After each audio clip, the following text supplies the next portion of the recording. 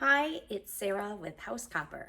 Today is going to be a tutorial on how to attach medallions or flat pieces of decoration to a surface, whether that's a mug or a pail or something. When I learned at Bob's place, he was doing a lot of mugs that were getting very decorative, handmade pieces of German silver that had been designed in the flat and then had to be shaped and soldered to the cup or the mug. The reason you want to solder is because it does hold up better with washing and care than like gluing it on with an epoxy. You can do that if you want, it's just not going to hold as well. The trick about doing it is that you're going to see I actually create a heat sink for the seam work, especially since it's a lap seam on these mugs that I'm going to be doing, because you don't want the whole thing to get so hot that your seams bust apart while you're trying to essentially butt solder the one piece of decorative material on top of the copper. So without further ado, it's easier to just watch than have me explain it ahead of time. We're going to head over to the soldering iron and I'm going to show you the process. Okay, so here's the decorative piece. It has a monogram on it. It's for a wedding. And it's a piece of brass. Sometimes you can use silver or tin or another piece of copper that's decorative. But what it's going to do is, this is the prepared body. You definitely want to do this process before you put the bottom on so that you have access from both sides depending on where you're attaching this piece. So this goes on, anything decorative goes on before you do your base. So, and as you can see, it is formed already to match the side and so that it presses nice and flush along the side of the cup. So you are going to have to pre-form this piece, usually over a stake or a piece of PVC pipe or a round piece of pipe or whatever is going to be roughly the diameter of the radius, the circumference, the exterior diameter of your piece. You're going to have that prepped ahead of time. The next thing I'm going to do is I'm going to flux just the back. You want to make sure you don't put it on the front. You don't need a lot. And I will take a small piece of solder like this, and I'm going to prep the back of the decorative piece first. So it's been fluxed. There's your piece of solder. You really don't need a lot. I'm going to try and cover the least amount of material with this clamp. Make sure that my iron, because this is a thin sheet of brass, and anything small like this, even if it's copper, you really don't need two heat sources because the iron is hot enough to melt this on its own. And I am just going to carefully cover as much of the bottom as possible and let it cool. So hopefully you can see it's still a little wet, and then it'll quickly cool. It's okay that there's a little extra because that'll be the solder we use when we put it on the body. We're not going to add solder to the body first. This is going to be our solder that will become this connector between the body and the base.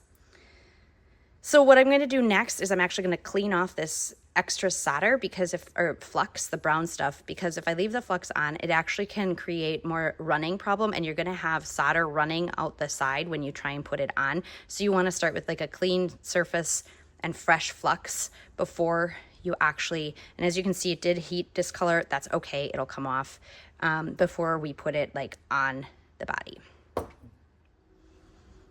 Okay, as you can see, I've actually kind of put these huge 4x4s here as a place. Now you can see this is why I don't have the bottom on, because I want to have access underneath with the blowtorch, as well as just to bring heat on this.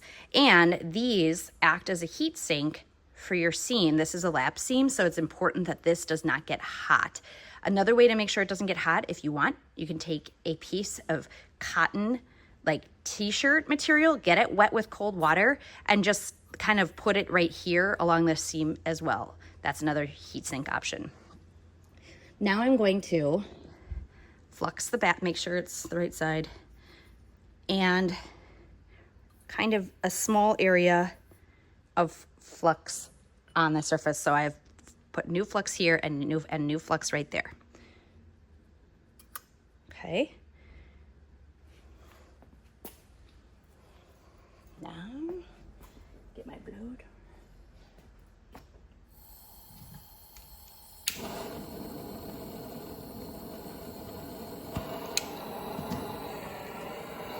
Sorry, I need to do the blowtorch. All right, now I'm going to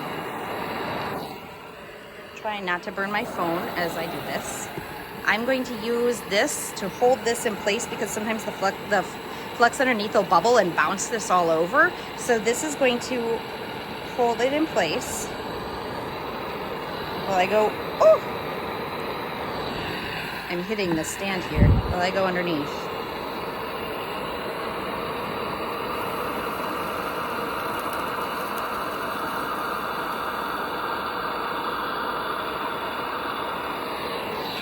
I don't know if you can see, but the solder has actually run along here from the back side. And it looks to me pretty tight. I might add a little bit more down below. Make it run there. There we go. So I don't know if you can see it's running along the edge, and that's looking pretty good. And I might come on this side.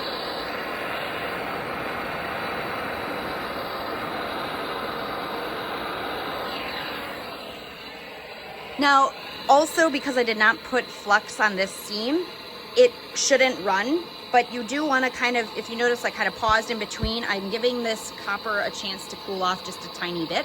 But the beauty is, it is now rock solid.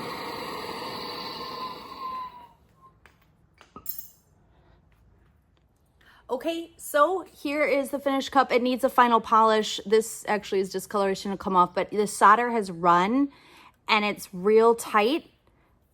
And I don't know if you could, this is not solder, this is discoloration, but it's really tight.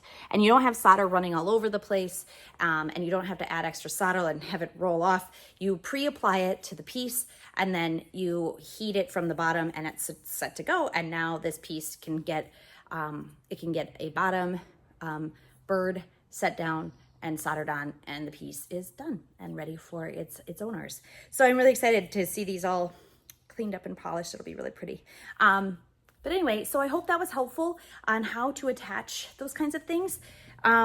If you have any questions or comments about that, or ways that you've done it that you found have worked, or tips or tricks, definitely share them in the comments below for all of us to learn from. I always learn sometimes from some of you, which I always appreciate. Don't forget to subscribe, tell others about the channel, and find Copper, Iron, and Clay wherever books are sold, or find me on Facebook and Instagram under House Copper. But anyway, thank you so much. I hope you're having a great summer, and I will see you next time.